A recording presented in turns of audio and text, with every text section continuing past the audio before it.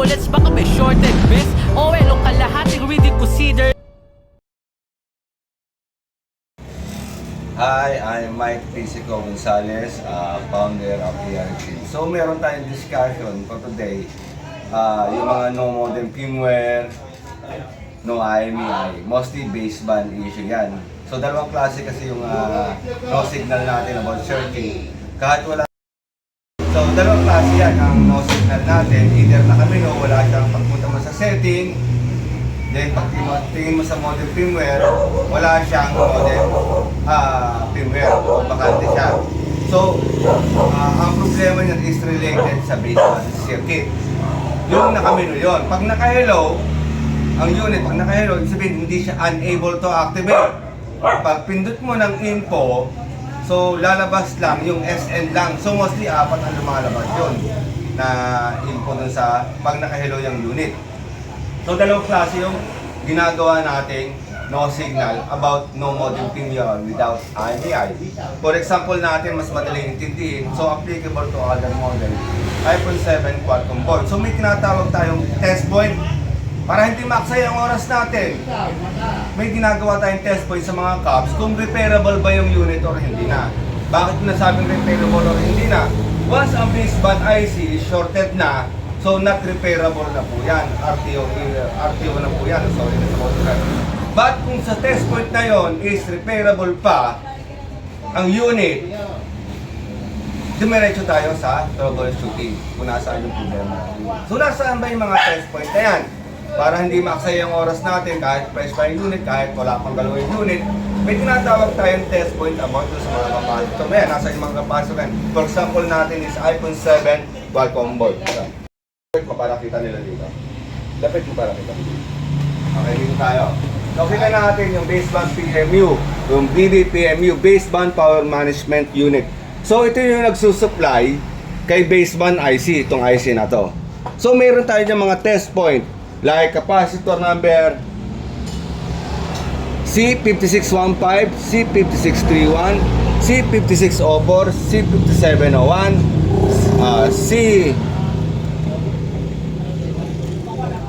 C5603 and C5630 and C5703. So may mga test point dyan. So dapat dito, pag test point na via, ang test set natin sa tester is via continuity o via beep mode. So dito makikita mo C5615, dapat ang reading mo dyan is OL or walang resistance in continuity. But in diode mode testing, may reading talaga yan. Okay? Ang ginamit natin is via bit mode para makikinig na lang tayo if may shorted or wala yung unit. C5631, dapat ang value dyan is OL din o walang resistance in bit mode. Then next is C5604.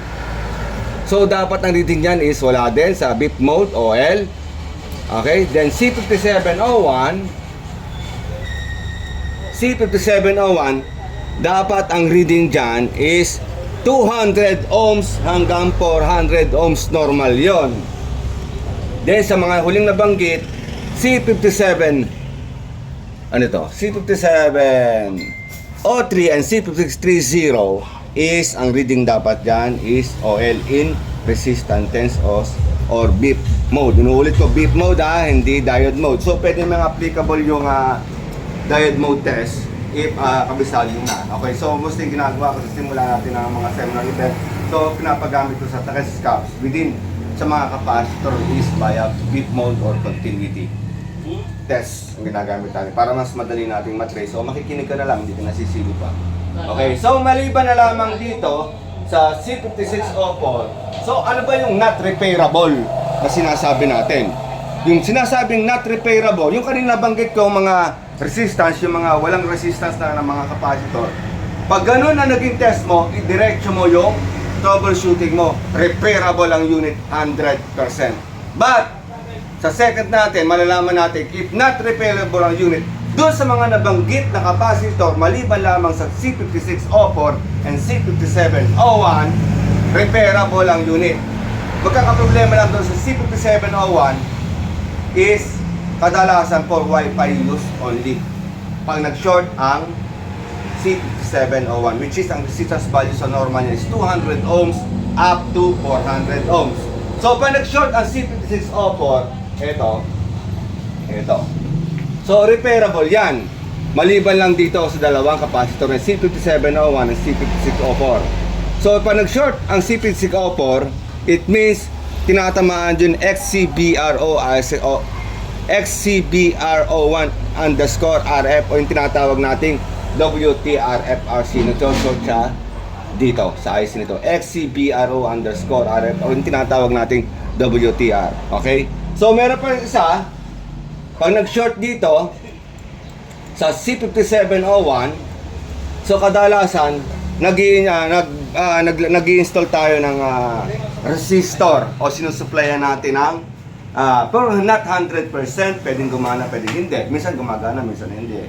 Yung C5701. So, naglalagay tayo ng 2.2K ohms, naka-series, susuplayan natin ng 1.2 volts hanggang 1.8 volts para itadirect natin dun sa capacitor C5701. Lalagyan natin ng supply. Hanap na ng supply dyan para masupplyan yung C5701. So pag not repairable, lahat ng nabanggit kong capacitor dyan, maliban lang sa C5701 at C5604, pag nag-short is not repairable ang unit. Ibalik mo na sa mayari. Sayang yan yung time at effort mo. Just yan ang powerful of test point through baseband test point applicable to other model. Sa mga susunod natin seminar, dinidiscuss natin to through power of schematic, and ito yung una natin ginagawa pagbukas natin ng unit. Yung tinatawag natin test point para hindi maksaya yung oras natin. So meron tayong training here sa January 5, 2020, next year 5 dito sa Cavite City, Barangay Biga, Tansa, Cavite. So still 4 slot available tayo. So lahat po yan i-discuss natin through actual seminar natin dito sa Barangay Biga, Tansa, Cavite. Okay, maraming salamat.